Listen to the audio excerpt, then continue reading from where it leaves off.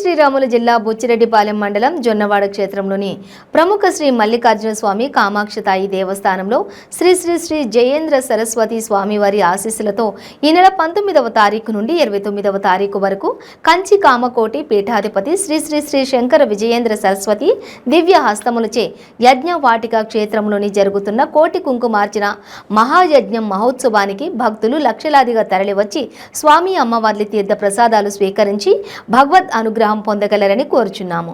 ఆహ్వానించువారు పుట్ట లక్ష్మీ సుబ్రహ్మణ్యం నాయుడు, చైర్మన్ మరియు ధర్మకర్తల మండలి ఎక్స్ ఎఫ్ఎషియో సభ్యులు, కార్యనిర్వహణాధికారి మరియు అర్చకులు, సిబ్బంది.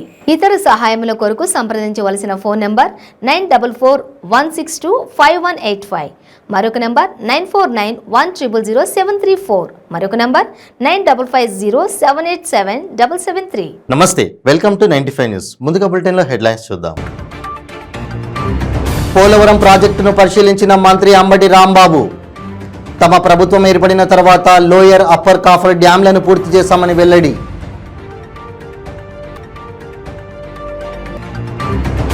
అరకు డిగ్రీ కళాశాలలో విద్యార్థులకు తప్పిన పెను ప్రమాదం. స్లాబ్ పెచ్చులుడిపడడంతో విద్యార్థుల పరుగులు.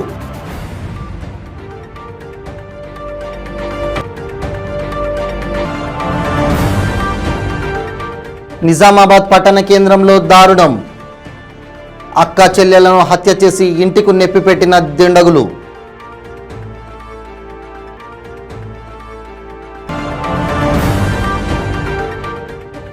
చర్ల మండలంలోని సుబ్బంపేట వద్ద రోడ్డు ప్రమాదం. లారీ బైక్ ఢీకొన్న ఘటనలో 3 యువకులకు తీవ్ర గాయాలు.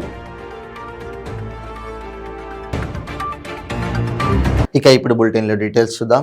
ఏలూరు పోలవరం ప్రాజెక్టు వద్ద మంత్రి అంబటి రాంబాబు పర్యటించారు. ఈ సందర్భంగా ప్రాజెక్టులో జరుగుతున్న పనులను మంత్రి పరిశీలించారు. అనంతరం అంబటి రాంబాబు మీడియాతో మాట్లాడుతూ లోయర్ అప్పర్ కాఫర్ డ్యాంలు 2 పూర్తయిన తర్వాత వస్తున్న మొదటి వరద అని చెప్పుకొచ్చారు.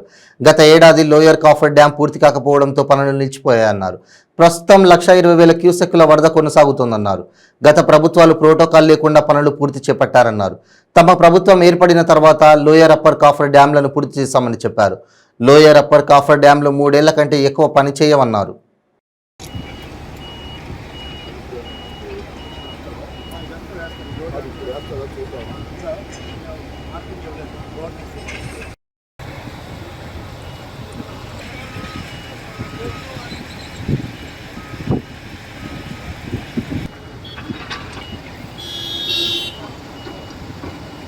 అరకు డిగ్రీ కళాశాలలో పెను ప్రమాదం తప్పింది. స్లాబ్ పెచ్చులుడిపడడంతో భారీ ప్రమాదం తప్పింది. అరకులోయ ప్రభుత్వ డిగ్రీ కళాశాల భవనంలో తరగతులు జరుగుతుండగా స్లాబ్ పెచ్చులు ఊడిపడింది. గమనించిన విద్యార్థులు బయటకు పరుగులు తీయడంతో ప్రమాదం తప్పింది. ఆ సమయంలో 30 మంది విద్యార్థులు ఉన్నారు. కాలేజీ బయట ఆర్భాటంగా కనిపించిన లోపల పరిస్థితి మరీ దారుణంగా ఉంది.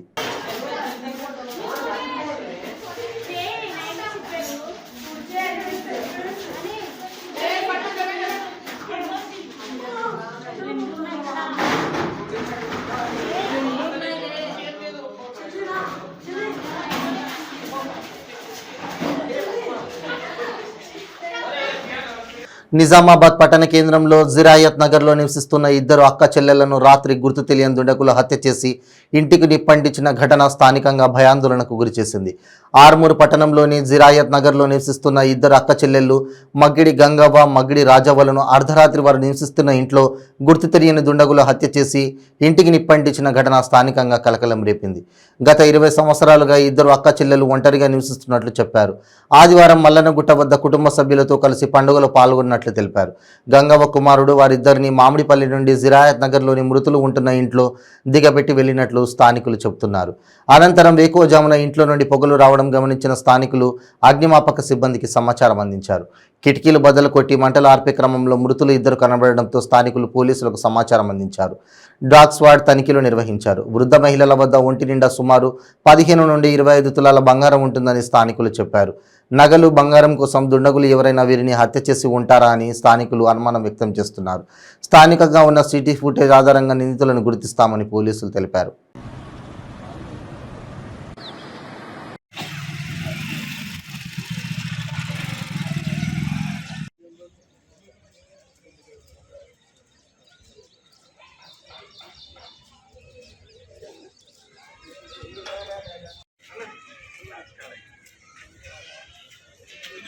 పైన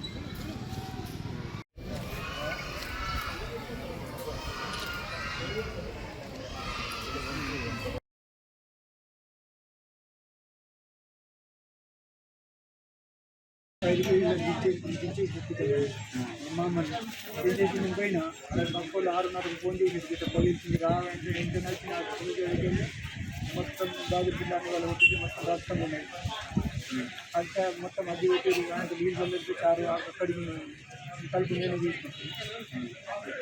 ఎన్ని గంటలు రాత్రి?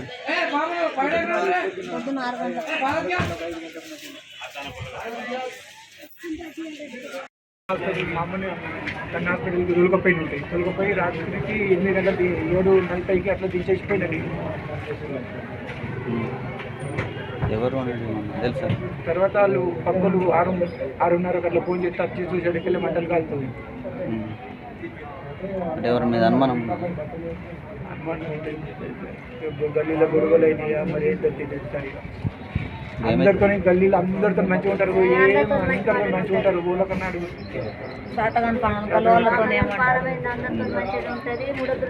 భద్రాద్రి కొత్తగూడెం జిల్లా చర్ల మండలంలోని సుబ్బంపేట గ్రామ శివారులో ఆగి ఉన్న లారీని ఢీకొట్టిన ఘటనలో 2 యువకులకు తీవ్ర గాయాలయ్యాయి. రహదారిపై బారులు తీరిన ఇసుక లారీల వల్ల ప్రమాదాలు జరుగుతున్నాయని గ్రామస్తులు ఆందోళనకు దిగారు. రామంజపురం నుంచి 2-వీలర్పై సుబ్బంపేట వెళ్తుండగా గొల్లగూడెం సమీపంలో లారీని ఢీకొట్టిన ఘటనలో సోడి, వినోద్, చింత, సతీష్ కుమార్లకు తీవ్ర గాయాలయ్యాయి. చర్ల ఆసుపత్రిలో ప్రథమ చికిత్స జరిపి తర్వాత చికిత్స కోసం భద్రాచలం ఏరియా ఆసుపత్రికి తరలించారు. రహదారిపై అడ్డంగా ఉన్న లారీలను తొలగించాలని గ్రామస్తులు డిమాండ్ చేశారు.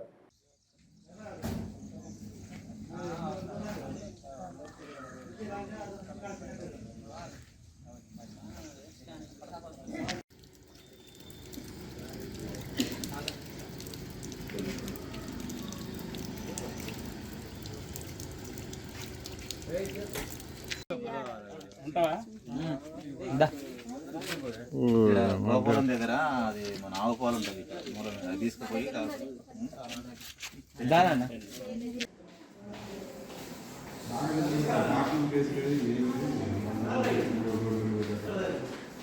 తమ్ముడు నీ పేరేంటి? ఎవరి మీద గొల్లగూడెమేనా? సుబ్బంపేట.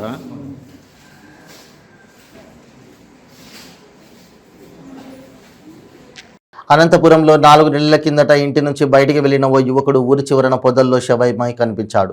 కందమూరు మండలము పి వెంకటపల్లిలో చరణ్ అనే యువకుడి మృతదేహాన్ని స్థానికులు గుర్తించి పోలీసులకు సమాచారం అందించారు. తల, మొండెం, ఇతర శరీర భాగాలన్నీ కుళ్ళిపోయి విడి భాగాలుగా కనిపించాయి. తల్లిదండ్రులు పరిశీలించారు. కుమారుడి దుస్తులను గుర్తించి చరణ్ వాడిన సెల్ ఫోన్ అక్కడే ఉండడంతో తమ కుమారుడేనని నిర్ధారించారు.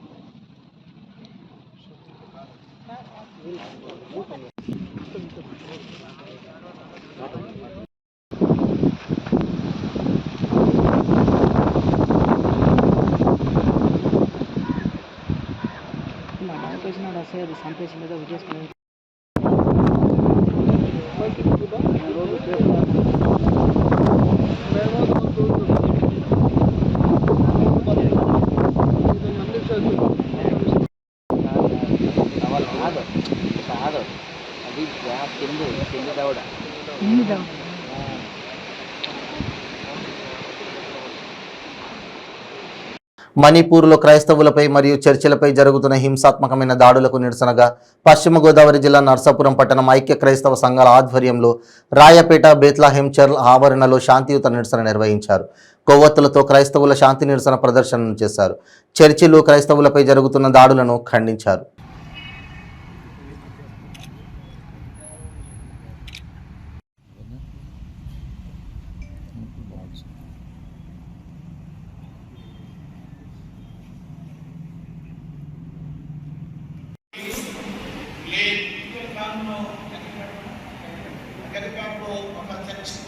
మన భారతదేశంలో ఉన్న మణిపూర్ రాష్ట్రంలో జరుగుతున్నటువంటి జాతుల మధ్య జరుగుతున్నటువంటి ఆ భయంకరమైన వైషమ్యాలు, తద్వారా చెలరేగుతున్నటువంటి మారణకాండ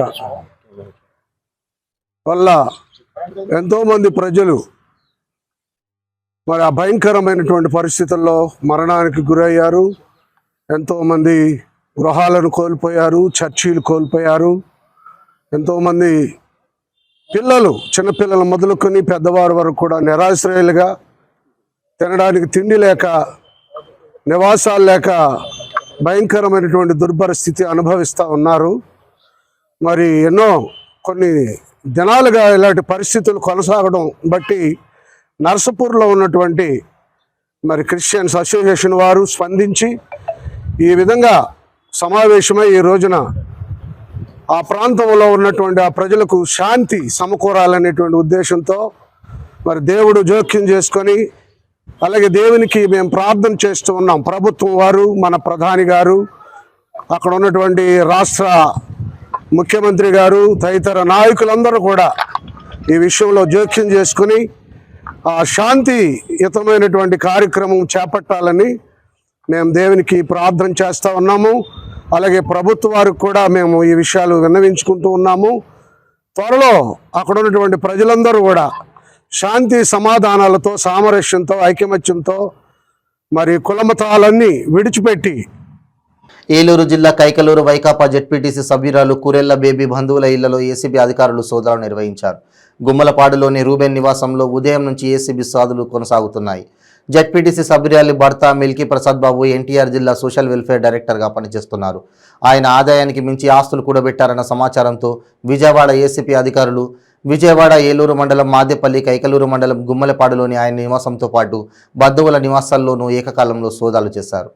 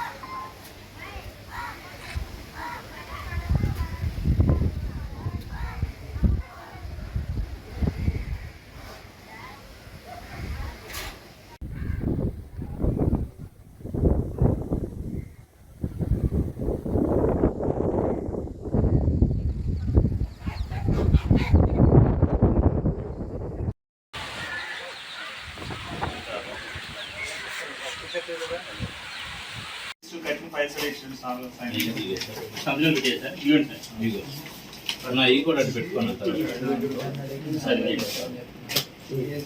సార్ కొంచెం పెద్దగా అడిగినాడు కదా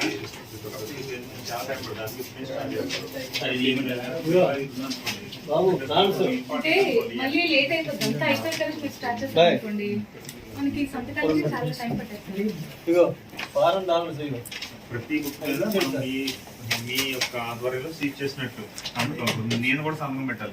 టీడీపీ అధికారంలోకి వస్తే ప్రతి కుటుంబానికి 3 గ్యాస్ సిలిండర్లు ఉచితంగా ఇవ్వడం జరుగుతోందని, ఇంట్లో ఎంతమంది చదువు ఉంటే వారికి ఒక్కొక్కరికి 15,000 రూపాయలు ఇస్తారని టీడీపీ నాయకురాలు మాజీ కేంద్ర మంత్రి వనపాగ లక్ష్మి వెల్లడించారు. చిలకూరు గ్రామంలో భవిష్యత్తుకు గ్యారంటీ చైతన్య బస్సు యాత్ర కార్యక్రమంలో మాజీ కేంద్ర మంత్రి పాల్గొని మాట్లాడారు.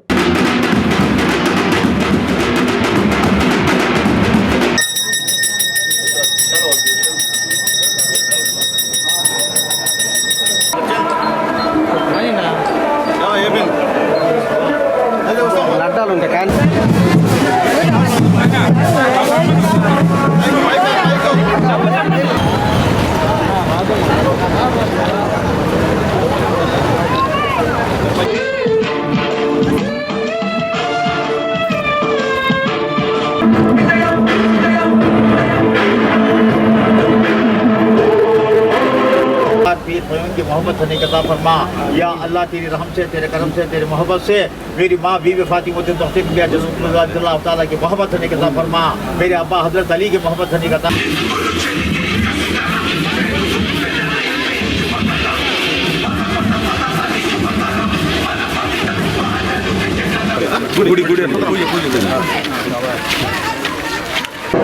కానీ ఎలక్షన్ లాస్ట్లో కూడా మనకి పసుపు కుంకుమ కింద 10,000 వేశాడు. కానీ మనంతా మర్చిపోయినాం. జగన్మోహన్ అవకాశం అని చెప్పి ఆయనకి ఓట్లేసాం, ఆయన గెలిపించాం. గెలిపించిన పిల్లలు ముఖ్యంగా మనమే అంటే ఎస్సీలమే మనమే మోసపోయినాం. ఈరోజు మనకి రావాల్సినటువంటి 26 అభివృద్ధి పథకాలని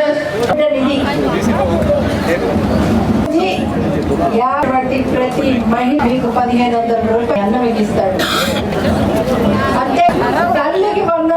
మన ఇంట్లో చదువుతున్నామన్నా ఒక అబ్బాయిన్నా నలుగురున్నా 7,000 చొప్పున చదువుకునేదానికి పని చెప్పడం జరిగింది. అలాగే చాలా చోట్ల ఆడవాళ్ళందరూ కలిసి మంచడుతూ బిందులు క్యూలో నీళ్ళు అటువంటి ఇబ్బంది తెలుగుదేశం ప్రభుత్వం మీకంతా సెపరేట్ గా ఉచిత బస్సు ఎక్కడో చెల్లినో ఎవరో కావాలంటే కూడా మీకు కలిపి చేస్తారని చెప్పి, అంతేకాకుండా సంవత్సరాల నుంచి ఎవరికి ఉన్నప్పుడు మనకి అనేక ఫ్యాక్టరీ గంజాయి విక్రయదారులతో పాటుగా దానిని వినియోగిస్తున్న ఒక ముఠాను జంగారెడ్డిగూడెం పోలీసులు అదుపులోకి తీసుకున్నారు.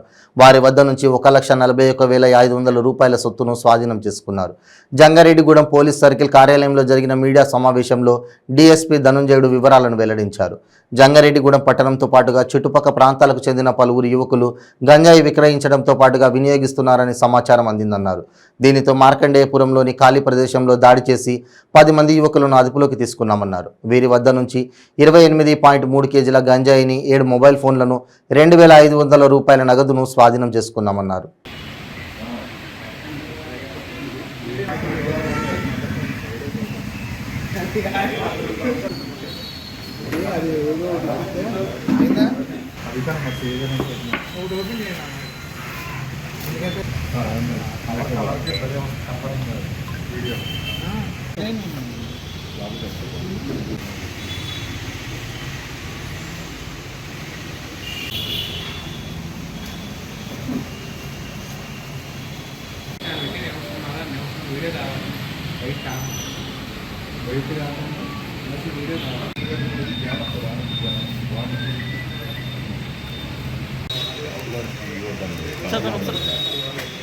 డీజీపీ గారి దగ్గర నుంచి, అట్లాగే మన Eluru SP Mary Prashanti madam గారి దగ్గర నుంచి స్పష్టమైనటువంటి సూచనలు ఉన్నాయి.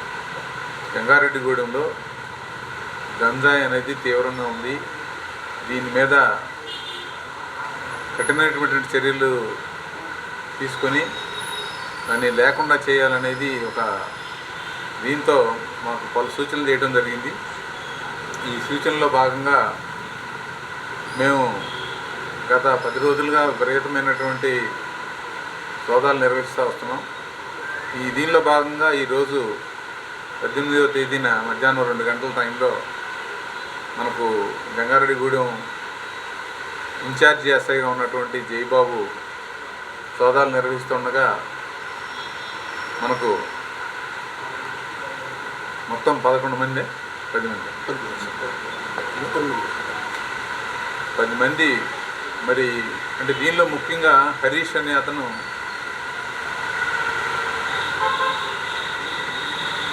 చింతూరు ఏరియా నుంచి మనోజ్ అనే అతని ద్వారా గంజాయిని కొనుక్కురావటం. ఈ హరీష్ అనే అతను కన్నాపురం విలేజ్ మన కొయ్యలగూడ మండలం సంబంధించినవాడు. అతనికి భట్టు అనే అతని సహకారంతో ఇతను వెళ్ళి కొనుక్కురావటం. ఇక్కడ మనకు జంగారెడ్డిగూడెంలో కొంతమందికి అమ్ముకునే వాళ్ళకి తాగే వాళ్ళకి సప్లై చేస్తూ ఉన్నటువంటి సమాచారం మేరకు మేము ఈరోజు జరిగినటువంటి దాడిలో మరి దాదాపు ఎంత టోటల్ 28 కేజీల గంజాయిని మా ఎస్ఐ గారు పట్టుకొని 10 మందిని కూడా. ఆశా వర్కర్లకు 26,000 వేతనం అమలు చేయాలని, ఆన్లైన్ వర్క్ ఆపాలని, మెటర్నరీ లీవుల మంజూరు అధికారుల వేలింపులు ఆపాలని, ఎన్సీడీ సర్వే నుంచి తప్పించాలని, 10 లక్షల బీమా సౌకర్యం కల్పించాలని కోరుతూ ఆశా వర్కర్లు ఆందోళన కార్యక్రమం నిర్వహించారు. ఏపీ ఆశా వర్కర్ల సంఘం కాకినాడ జిల్లా కమిటీ సిఐటియు ఆధ్వర్యంలో జిల్లా నలుమూలల నుంచి తరలివచ్చిన ఆశా కార్యకర్తలతో డిఎంహెచ్ఓ కార్యాలయాన్ని ముట్టడించి ఆందోళన చేపట్టారు. కొత్తపల్లిలో ఫ్యామిలీ ఫిజిషియన్ కార్యక్రమం కోసం ఆశాలు భోజనాలు, టిఫిన్లు, ఫ్యాను ఏర్పాటు చేసి ఒత్తిడి చేసిన అధికారులపై చర్యలు తీసుకోవాలని డిమాండ్ చేశారు. లెప్రసీ సర్వే మినహా ఆన్లైన్ పనులు చేయాలని, సచివాలయానికి ఆశాలకు సంబంధం లేదని, సచివాలయ రికార్డుల్లో సంతకాలు చేయాల్సిన పని లేదని ప్రభుత్వం స్పష్టం చేయాలని డిమాండ్ చేశారు.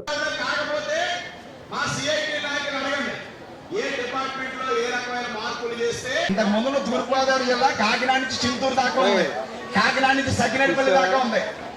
అప్పుడు ఒకరేంటి ఏమనొచ్చు లేదు అంటే చర్చకు రండి. మా ఈశ్వరి గారు, పద్మ గారు, బేబీరాణి గారు సిద్ధంగా ఉన్నారు మీతో చర్చించడం. తీసుకోండి. న్యాయ సమ్మతం కాకపోతే మేము చర్చకు సిద్ధంగా ఉన్నాం. ఇక్కడ జిందాబాద్ జిందాబాద్ జిందాబాద్. చేయాలి ఆన్లైన్ వర్క్లను రద్దు చేయాలి, ఆన్లైన్ వర్క్లను ఇవ్వాలి ప్రభుత్వమే. మనం జిల్లాలో మొదలెట్టాం. 4 ఆశా వర్కర్లు చనిపోతే వాళ్ళ కుటుంబాల కోసం ప్రసూతి సెలవులు, ఆశా వర్కర్లకు ప్రసూతి సెలవులు ఇవ్వాలి. గ్రూప్ ఇన్సూరెన్స్ ఇవ్వాలి. గ్రూప్ ఇన్సూరెన్స్ 10 లక్షలు ఇవ్వాలి. గ్రూప్ ఇన్సూరెన్స్ 10 లక్షలు. పరిభారాన్ని రద్దు చేయాలి, ఆన్లైన్ వర్కులను రద్దు చేయాలి, ఆన్లైన్ వర్కులను ఇవ్వాలి. ఆశలకు కనీస వేతనం ఇవ్వాలి. ఆశా వర్కర్లకు కనీస జిందాబాద్ జిందాబాద్ జిందాబాద్ జిందాబాద్. 26,000 రూపాయలు ఇవ్వాలి. కనీస వేతనం 26,000 రూపాయలు ఇవ్వాలి. ప్రభుత్వమే రికార్డులను ఇవ్వాలి. ప్రభుత్వమే రికార్డులను ఇవ్వాలి. లెక్కించాలి పరిభారాన్ని, లెక్కించాలి పరిభారాన్ని. గ్రామ పంచాయతీలతో సచివాలయం చెప్పి ఎండాకాలంలో డ్రైన్లో పుడికి తీరు. ఆశా వర్కర్స్ రాష్ట్ర వ్యాప్తంగా ప్రతి జిల్లాలోనూ డిఎంఎండ్హెచ్ఓ ఆఫీస్ దగ్గర ధర్నా నిర్వహిస్తూ ఉన్నారు. ఈ ధర్నాలకు ముఖ్య కారణం, ముఖ్య డిమాండ్ ఆన్లైన్ వర్కులను రద్దు చేయాలి. 2G సిమ్లు ఇచ్చారు, పనికిరాని ఫోన్లు ఇచ్చారు. ఆ పనికిరాని సెల్ ఫోన్ల వల్ల, 2G సిమ్ల వల్ల ఆన్లైన్ వర్కులు అవ్వట్లేదు. 14 రకాల యాప్లతో ఆశా వర్కర్లు ఆన్లైన్ వర్క్ చేయాలని అధికారులు వేధింపులు. అలాగే ప్రక్కన 26 రికార్డులు పెట్టించారు. 26 రికార్డులు కూడా ఆశా వర్కరే సొంత డబ్బులతో కొనుక్కొని రాయవలసిన పరిస్థితి ఏర్పడింది. ఈ రికార్డులు ప్రభుత్వం ఇవ్వకపోగా ఇటు పక్కన రికార్డు వర్క్ చేయాలి, ఓ పక్కన ఆన్లైన్ వర్క్ చేయాలని అన్ని జిల్లా కలెక్టరేట్ల ముందు అలాగే డిఎంఎండ్హెచ్ఓ ఆఫీసుల ముందు ఆందోళన జరుగుతూ ఉన్నాయి. ఈరోజు డిఎంఎండ్హెచ్ఓ గారు సమస్యల పరిష్కారం చేయట్లేదు, ఏ సమస్య పరిష్కారం చేయట్లేదు. నాయకులు వెళ్తూ ఉంటే వాళ్ళు పట్టించుకోవట్లేదు. పైగా సమస్యని ధర్నా చేసినప్పుడు ఒకలా మాట్లాడుతున్నారు, ఆ తర్వాత వస్తే ఒకలా మాట్లాడుతున్నారు. ఈరోజు పరిస్థితి ఏం బాగాలేదు. ఇవ్వాలి ఆశా వర్కర్లకు మెడికల్ గ్రూప్ ఇన్సూరెన్స్ 10 లక్షల రూపాయలు ఇవ్వాలి. గ్రూప్ ఇన్సూరెన్స్ 10 లక్షల రూపాయలు, 26,000 రూపాయలు ఇవ్వాలి. కనీస వేతనం 26,000 రూపాయలు. ఉమ్మడి తూర్పుగోదావరి జిల్లాలో ఎన్ని అప్లికేషన్లు వచ్చాయో కాకినాడ జిల్లాలో అప్లికేషన్లు వస్తున్నాయి. సమస్యలు పట్టుకు వర్షం పడగానే మళ్ళీ ఇప్పుడుకి అందులోకి చేరిపోతాయి. ఇందాక సచివాలయం గురించి చెప్పాను. సచివాలయాలు ప్రొద్దుటూరులో స్థల వివాదం ఉద్రిక్తతలకు దారితీసింది. మూలవారిపల్లి 5.35 ఎకరాల భూమి మాదంటే మాది అంటూ 2 వర్గాలు గొడవకు దిగాయి. ఒక వర్గం ఇటీవల ఆ భూమిని హైదరాబాద్కు చెందిన కల్వరి చర్చి వారికి అమ్మింది. నిర్వాహకులు కల్వరి చర్చి భూమి పూజ ఏర్పాటు చేశారు. భూమి పూజను ఆపాలంటూ మరో వర్గం ప్రజలు హైవేపై బైఠాయించారు.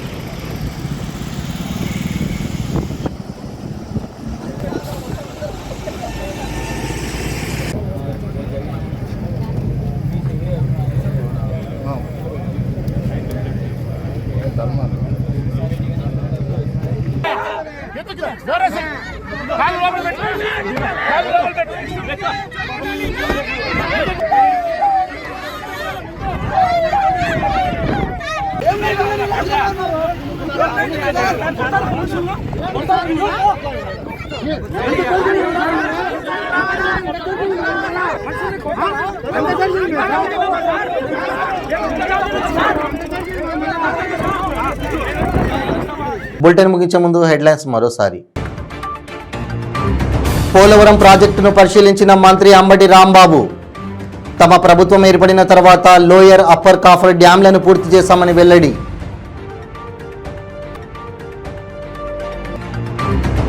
అరకు డిగ్రీ కళాశాలలో విద్యార్థులకు తప్పిన పెను ప్రమాదం. స్లాబ్ పెచ్చులుడిపడడంతో విద్యార్థుల పరుగులు.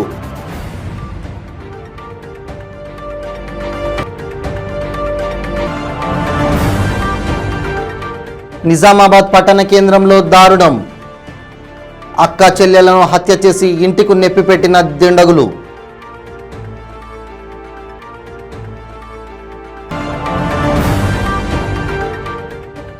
చర్ల మండలంలోని సుబ్బంపేట వద్ద రోడ్డు ప్రమాదం. లారీ బైక్ ఢీకొన్న ఘటనలో 3 యువకులకు తీవ్ర గాయాలు.